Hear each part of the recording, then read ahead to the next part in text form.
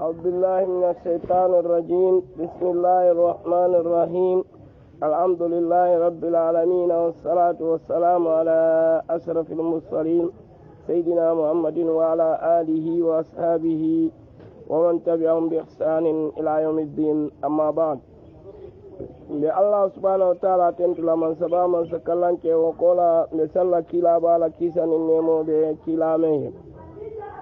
amuntanna wala daɓe loori suratu bakara aya keme fula aya tannin kononton jaw ala ko wato men kola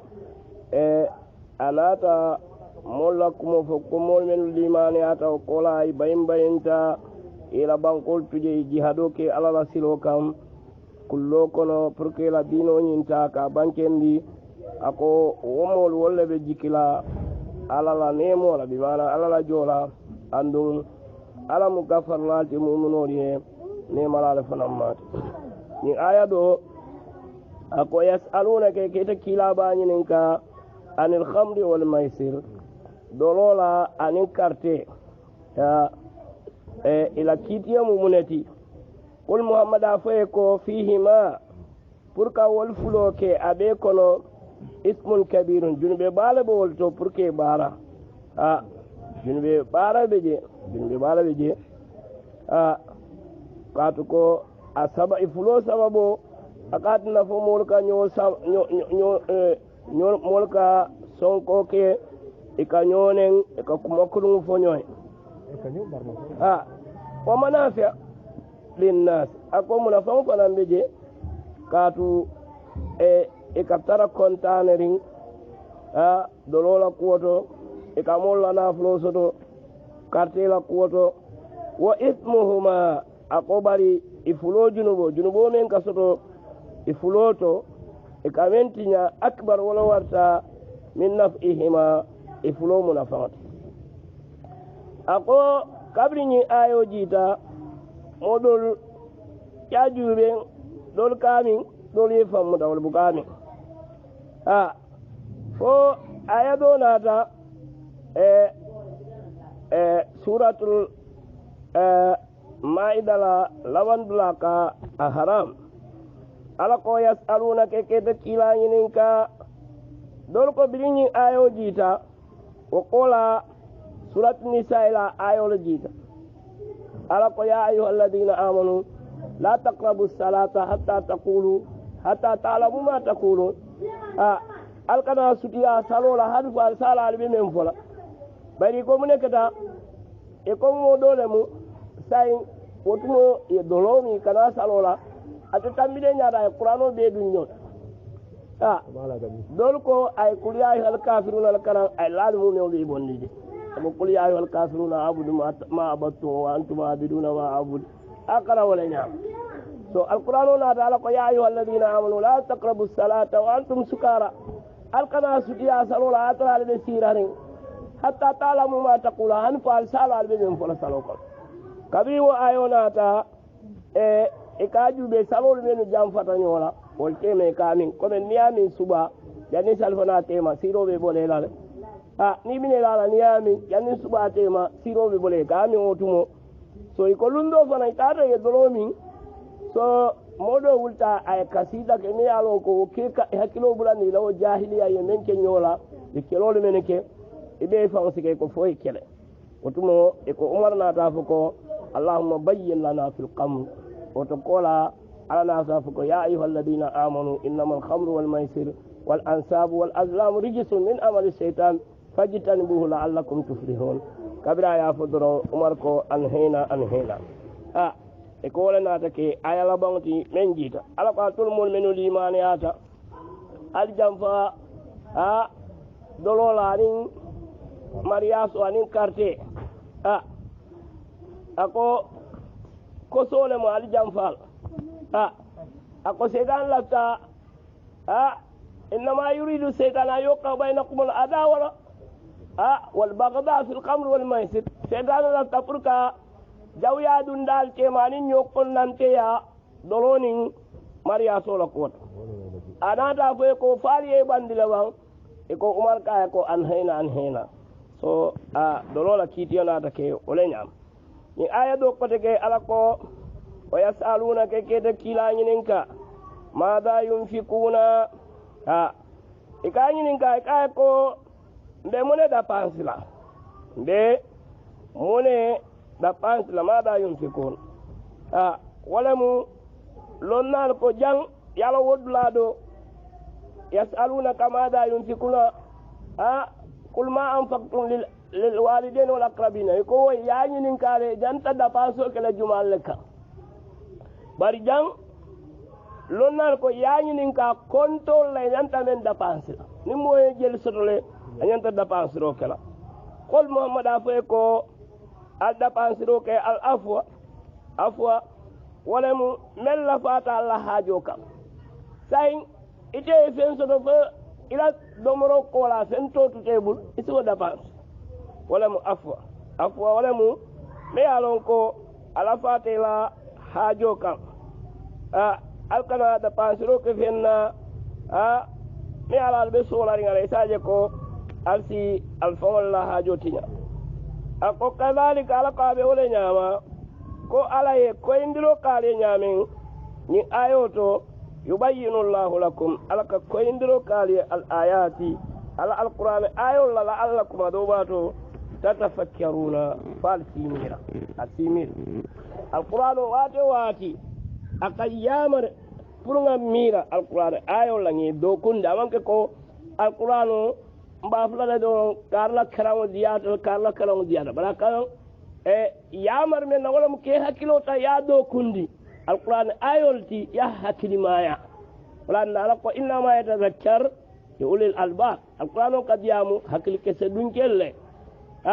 ako kitabun anzalnahu ilayka mubarakun liyadabbaru ayatihi wal yatadhakkar ulul albab abi wala nya ako pour alsimira fi dunya alla dunya kulla wal akhirah ani alkiyama isaje men bete ata alla kuwol to alsiwota men man bete al yawtuje wa yasalunaka ekeda kila bañinenka anil yatama al yatimol la kuwala because wotumo e ka kolea do soto al yatimol la kuwoto comme ni domoro ke askeno ita junugo soto je anu ni tuje fanan ila nafulo be sitinya tay ko malam be munekala al yatimola nafulola kol muhammad afoy ko islahul lahum afoy ko ye beti andiro ke woli la nafulol to puri ya businessi ko hadiso ya fanya message ko jakota ban ni ya businessi saje jakota ban khairun wala fi samante ata purka tuje wa in tukhalituhum nali al yatimul jakas nyoya fa ikhwanukum al badi wal muti dino kono ako badi won yom badi wala ko nyimbe je ya jakas nyoya ako wallahu ala ya'lamul musid atelebe londing mola membe tinyaro kelela nafro la nani jakasta minal muslih katambi de dar la mi alo nani e kafta be la nafro de dar la ka to poto e fo janni be menna ay nadi ko ala ya fu alquran ko nyame wala taqulu amwalakum ila amwalahum ila amwalikum alkana la nafro na la nafro dum alkana okay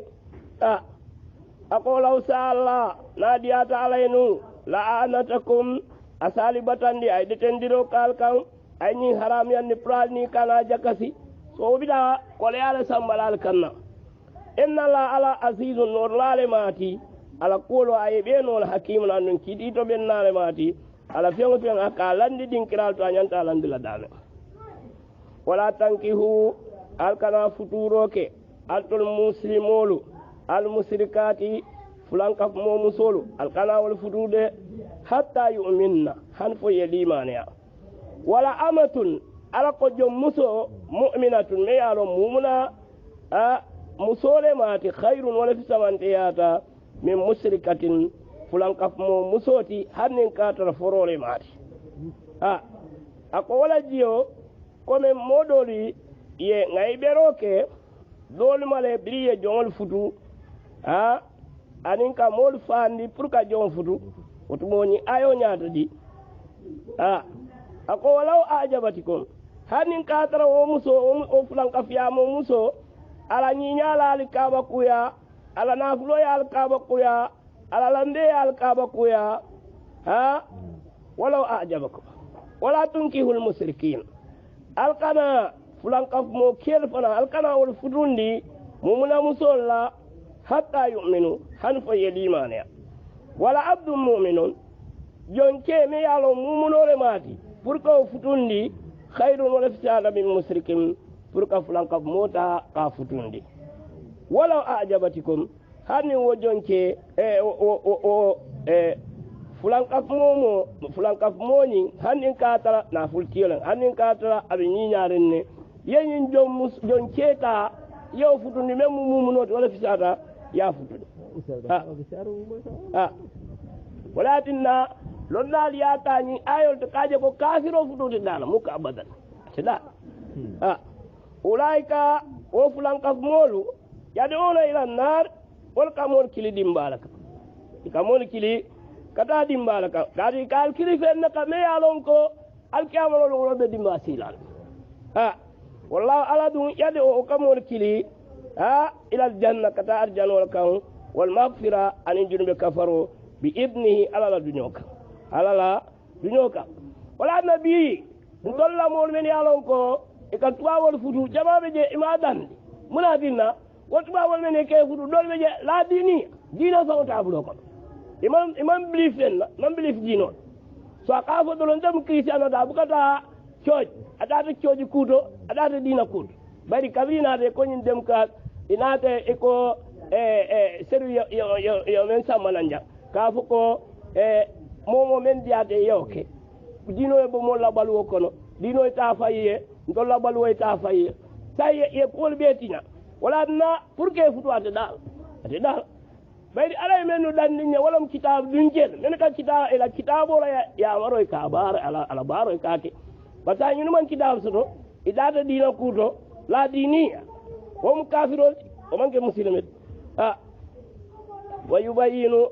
ayatihi ako ala kamol kili junube arjano kan anin junube kafaro ala dunyo kan ana ala lafo kan puro nga mumunol futu nga mumunol tano tuje wa yubayyin ayati ala qala alquran ayo ko yimbi linnas moli la allahum ado ba de zakkarun fo sikawandi o ayo ninna ibe mento yabula ita ku kendo kam wa yasalunaka ikeda kilaba yininka anil mahid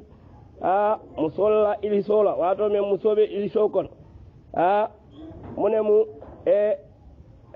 ilisoti ana dinkira ani be munekela musolla ni musolbe wo ilisokon kul muhammada fo ko huwa azal ko ben ilisomu fennati mi yalon fenyam buru wala mati fennori wala mati fa tadhirun nisa aljam fa musolla yetuje alkane kafnyoya fil mahid nibe ilisokon alkane kafnyoya ni kana kaf watol wala taqrabuhunna alqana sudiya wala prani yakafu hatta yatuhunna halfo yesenea jang lonnal wali tajil lonna dol ko bayri qur'ani ay fulale samana wala na jang lonnal wali taje pour yesenea dol yaje ko yesenea foye ku neku wala sina kafu dol ko hani ni ilso kuntu tala doron ilso banda fa kuntu ta sayin ilso buka fin tala doron aseniyata kaje ba dol ya idani ko wonya na bota ni ilso kuntu tala faye ku folo ko lena sina kaf ala ko fa ida tataharna ni seniyata fatuhunna asine kan nani be kafula min haythu amarakumullahu ala yali amari pral sine kan damento wala musola nyaato tuti aman kala komot aka dimo bondi dame ibe kafla la wolto wate kala ko kena kono ta ka bo dame woto dala muso woto dala pour ko ke lon nan men ko dandi ibe ni dia kumo sol abanda janko atuna minay zamarakumullah anna musul kan ala yali yamar damen to wala mu sene kunko seno ka ke damen to ibida walto bata gela ko ibida na ko ma wata inna allah ala yuhibbu at-tawwabin akala fi tubilal la men ka tubi kabola junubol to imana men yow kuwol ke imari nyanta ye tubi il fanse alama wa yuhibbul mutatahhirin anna kala fi molla fana men ala ka senea ke ñin feññembure wol ka jamfeela ka lafi walla nisaukum ala ko allah musol de hasul lakum imali ye sene kunkolti bimana alkal diŋol le sene musolu bala ka kafu muso a kamulun ko ni be senol a diŋol sene kunko musol le balati ha fatu harsakum alna alla sene kunko to ha anna situm adiyata le ñaamen don naali ya fasari ko naaɓe looni ina si kafuno naaɓe siri ina si kafuno naaɓe a karo ka ina si kafuno na ñaaɓe tilindila ina si kafuno na a komaɓe tilindila ina si kafuno bari aɓe kela ko ala ya ɗamen fo aɓe bola aɓe kela ɗigo ka bo ɗamen ha ñaatoto ata kela komon ha ako ñing ay murundiɗo ke yahuɗo la kuwolla men yaje ko ni muso kewna kaftani komala bari ay ana kafta ay a futuniga ñatolla bara a tatani komama fannila yaje ko diwoñin kanale aka yelema ha e ko anata ko kuwola ñinu bay holatna akoye ko fatu harsakum anna si'tum aɓe lorinne ɓan aɓe laarinne ɓan aɓe jibrinne aɓe ñawo ñañama bari a sike ɗinkiɗa to ala yaal yamarda men toon a sinani woton a o qaddimu a si tammindiroke li anfusikum alfamaliye ñin ɗinkiɗa ɗon ko walemu ni mariɓina kafula musola isi ala to finkon fe ko e kamen duwarao men karan bisimillahi jannabina seytane o jamba seytane mimma razaqtana ko ayo duwarao ñin ɗanta damen amanke koye binale doro ye ñappi muso kan komin ɓe on kake ñaame hani qaddimu li anfusikum wala mu aliyetta mindiro ke ɗol ko musoñi ikanana doro ye ñappa kan iɓa fiyandira yekkuwol ke ko kola isinana a kafala wattaqullah sila alala ala yaal yamari men na aliya ke ayal fatonni men na aliyew tuje ali ala kasabot ali ala kasbor wala mu aliye ñin long annakum kaltolle mulaquhu albe ala ben dunyo yalale abali wulindila ayari jo alla barol o basiril mu'minin isi mu'minol sewondi men yalon islanta alala isi sewondi arjano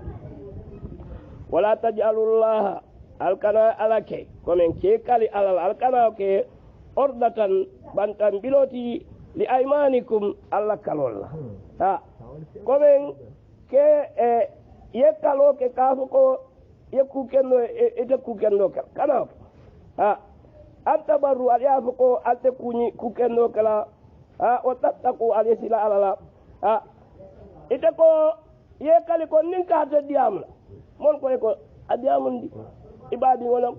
ika fo ngankali alalla wala tan naate diyam won ha ika mo so ko ika fo nta kar solo sen na silam iko ko kala aso iko hani ngankali alalla wala nan takala koy kana yaja wala tan akoy wala tajalul alkana alake urdatan bantan biloti ha kafu ko alka alala ke bantan biloti li aymanikum allah qalol kam kafu ko ngankal kon natanin kala antabarru aliyafu ko alte kunyimma kala watattaqu anda tasilal alal qadal yekali alal ha wa tuslihu aliye beti andiro ke baynan nas mol tema kalo kanatinna alman beti andiro ke mol tema ha kila ko sallallahu alaihi wasallam na do kilin ayekali fenna anata fendoje men kayra mayata ala kalo kafarin ay munu ay o kayro men wala fi samante ya ha wallahu ala sami'un moyri lale mati Allah kuma kawalla alimun anda mu lonnalati alla ilhalol mu ñobe alla ilhalol la yu'akhidukum Allahu aqala bukal muta bil lagwi tulun kumolla fi aymanikum alla kalolto al newal yal saba mento al ma kerkere al yekali al ko wallahi bara ima kerkere ako wo ala tal mutala wala walakin bari yu'akhidukum ala qal muta bima qasabat qulubukum al sonno mol yemen bara al sonno mol famo yemen kere ya bidi ba kala ya foni sondo molla anu ya kere le wo ala qal muta wala wallahu ala ghafurun am kafar lalti alla ñin tulun kalol men yalo ketal bulu alimun andum fonni sirelem wato men ala mantoro dukun dalma amal mantora allah kalol lilladina mol men yalon ko yu'luna ikekali min nisaihim kabola musola e kafu ko ni la musol te kafla tarabbusu isibatundi arba'ata ashhur karinani konto wotumo janni ni ayo kaji mo kafala musoyene ko ni te kala e kala ko ni te kafla ayta fo ay me amurnina ay abula ko de aka fa ko ndete fudu la modo fanante fudu aka tarabul wonya ko muso ngaybe wala na ala nata ay nane keje wala ne wala nyinti aqolil ladina be modi yu'luna min nisaihim men ke kalila muso lay ka fo ni de kafla tarabbus pour ke batum arba'at ashhur karnani konto fa in fa'u ni yo timmandi imurunta ila kalo kola e muso kafnyoya fa inna allaha ghafurun ala mukafar lalati ye menke ye toro menke muso la ila kalola ala sajunu bo kafari rahimun andu hinan tuwanti fala wa in azamu talaka na tarako ifankata musbulol laje ila me yafu ifankata purka muso bula fa inna allaha ala samiun amumo lalati lakuma kawla alimun andam lonnalati am lonnal wala na sai nin ke kale ala kana na muso te kafla adabe karnani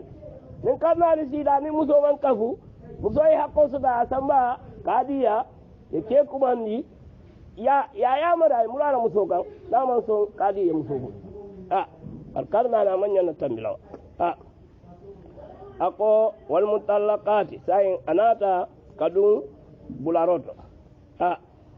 ako fayna adamu talaka nate fankata musbulol layla o kuwolto fa inna allah ala de samiun amu moyde lalti la kuma kawla alimun andabe londin ne la fankola fana ako wal mutallaqat bulari musolu yatarabbasna isi fambatundi e fammuta bi anfusihinna ifamalla wala min kana futu yasi e fammuta salasata quru wala mu ilisje saba na yala ado jala jonkon na ado nye mem il sojinti ayaje fo sinya saba salasata quru nyin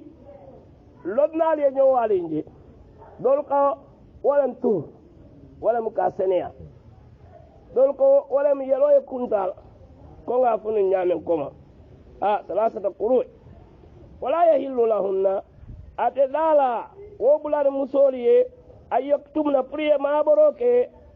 ma khalaqallahu fi arhamihinna alay men de ikono kono lonnal wali to sayni alay men de kono wala munti dol ko wala mdiwati akana tariya afango yalo kono bala afa kono ten nay futu say ndala na futu da sila ay kedi mo nakari asama wandi moya wala nako wala yahillu lahun atdala ni bulal musoli ayaktumna ya ma boroke ma khalaqallahu fi arhamihin alay men de kono kon dol ko hani amanke diwasi bar mem wala iliso wala yelo aman kuroje folo balaje ko men karsa bo tamida kontol la jam membe jam yalon bularon tolla jang mol ka ke nyamen wadi do mistake ko ka kaje bari mo jama be je wali amira ko musona niake abula anyanta karsa ba doron nasi wonte musolu iman kiliya musloɓe je men ka ilisoje anda ala iliso kontolon ne wo mari aɓe sila ilisi je saba nayaje a tata sénéat ayaje a tata sénéat ayaje kote ka tata sénéata sala e dow bal ɗoɓe je wo buka ilisot waran a bukala ilisonin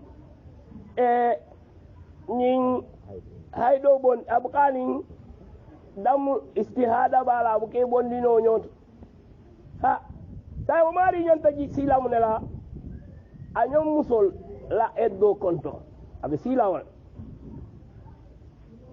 ɗoɓe je mi yalon ko aman si ilisi jawja a bukaji ɗoɓe je mi yalon ko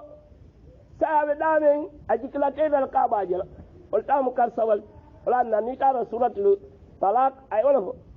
wallahi ya isna min almahid min nisaikum fa iddatuhunna salasat ashur musol men yalon ko e jikkilateyta pour ka ilisoje allah musol kono walla eddo walla aɗone basila ni keñol yeɓula olen kar sabat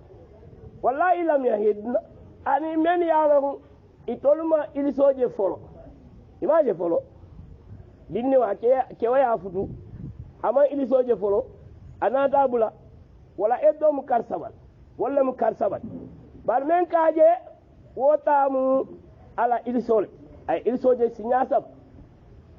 because say nin ko kar sababa wala kala wati ɗoɓe je si muso toñe wasi ɗoɓe je si ke toñe o kake ñaadi mo ɗoɓe je akala ilisoje karo folodula anu iliso lonnal kada ama asiyata ñañama ñanna tamira tittanni lul say ñiyala ilisoje karo folodula tittanni luloɓe sila watone wata sénéyatal so naye sénéyata aye ku ala eddo bantal say muso nayaje wo tiltanni lula aye ku a sénéyata ala eddo bantale say wo tiltanni lul ɗomen tuta karoto keɗol sibulano ano wala yañini ay futu say nin ko kar sababa wala sila nga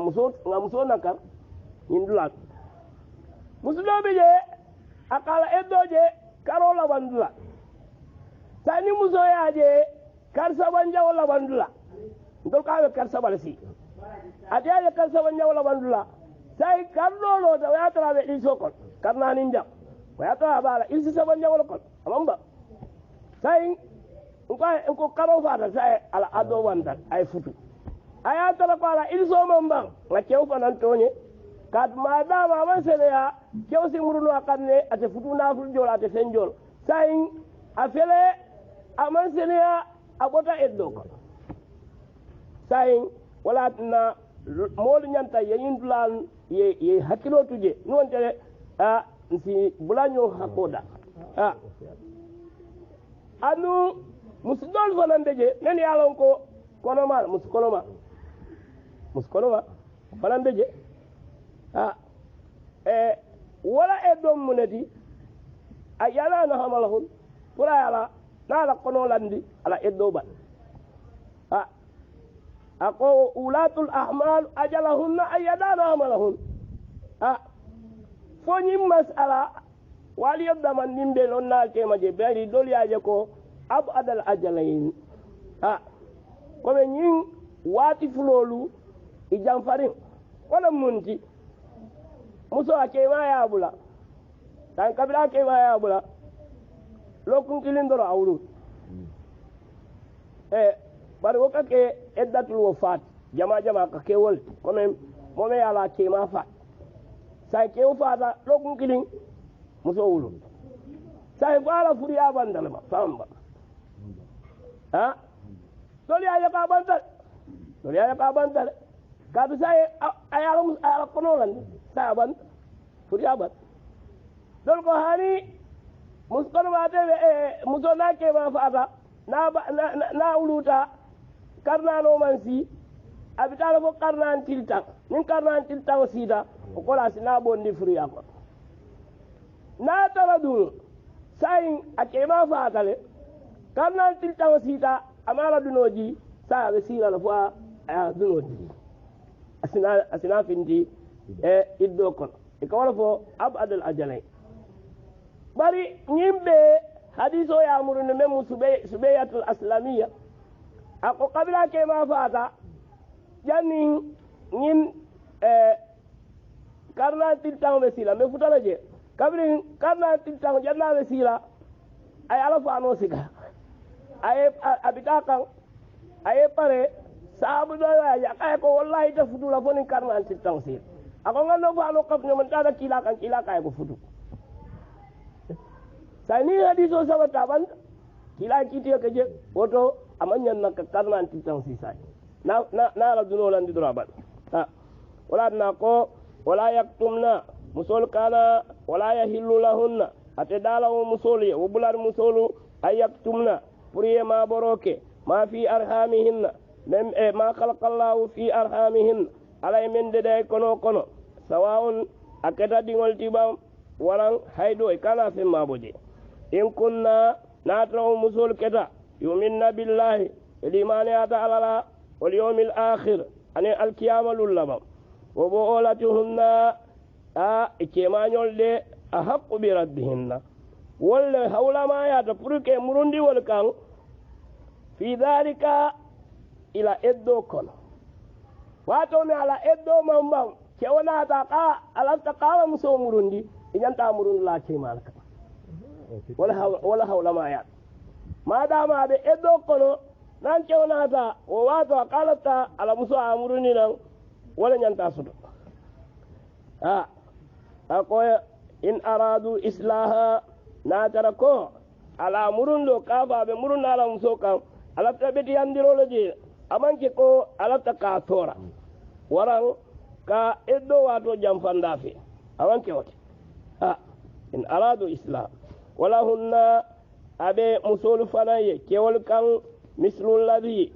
feŋo ñoŋola alayhinna min ɓe kan hakkol kewol ila hakko men be musol ka o ñoo hakkole be musol fanan kan musol fanan kan bil ma'ruf nin fenna sariyo ya lon ñaamen komen ke itaño ñañimma ke aɓe londin urfoto ñaamen wali rijal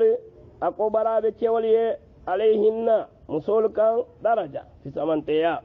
komen hakkola wajibiyate kan pour ye bula kafuñoya ila futunafulo me yaajo ani la dapaso me kake wallahu ala azizun norlale mata ala maralo kono hakimun andun kiitito me dennale mati ala jowolla ala dafeŋol la kuolo aye be topotole ko a ñanta ke topoto ñaame attalaku ako musbulode marratani siñafula fa imsakum ako mutaro kome yamuta fi marufin ni mutar ñañimmala mi yalon ko toratte je yamuta wato mi yamurundina yamuta mutar ñañimmala aw tasrihun bi ihsan wala yabulabular ñañimmal la yahillu lakum ate dalal yede altol kewol an takhudu pour ale mutaroke mimma ataytumuhunna ale men di musol la fuduna fuloto ite abula sayin ite fuduna fulo ite fentala je sey an han fe itatala je ni abula illa an yakhafa foninde musonin keñin isilanta alla yuqima hududallah kafu koyte alala nani itawo londinola ni tuta ñoɓulu ita ñola hakko dinola ñola ako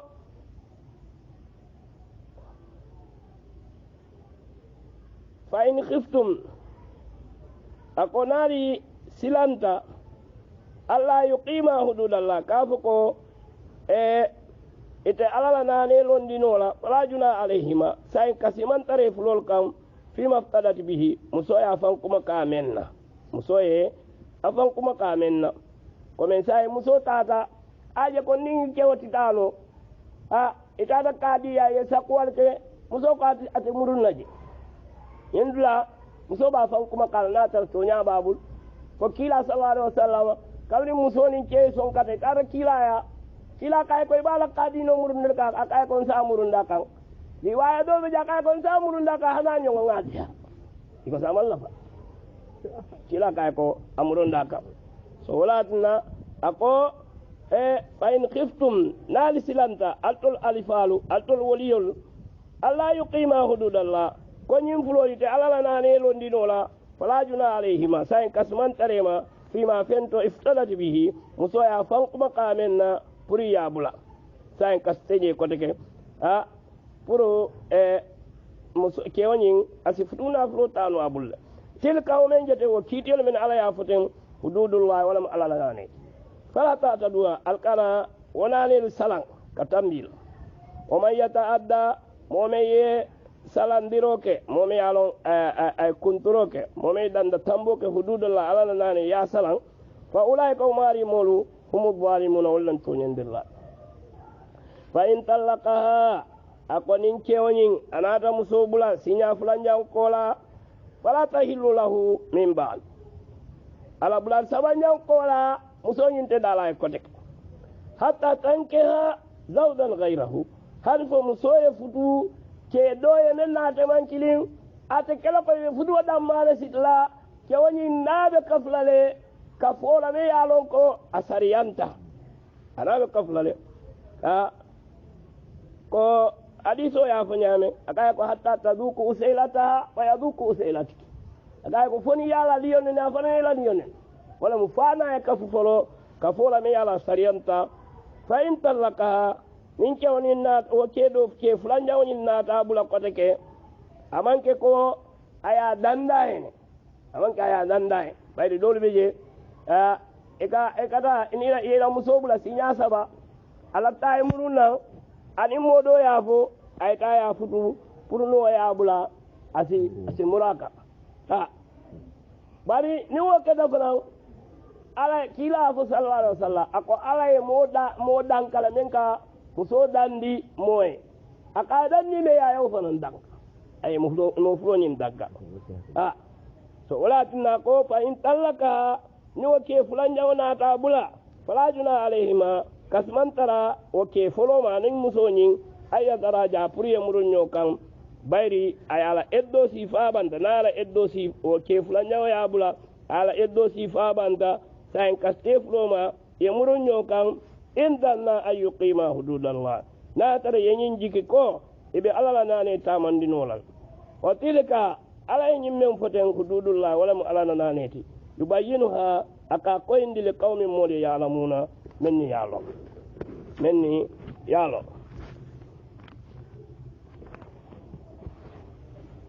ako wa idha talaqtumun nisa alako nali musolu bula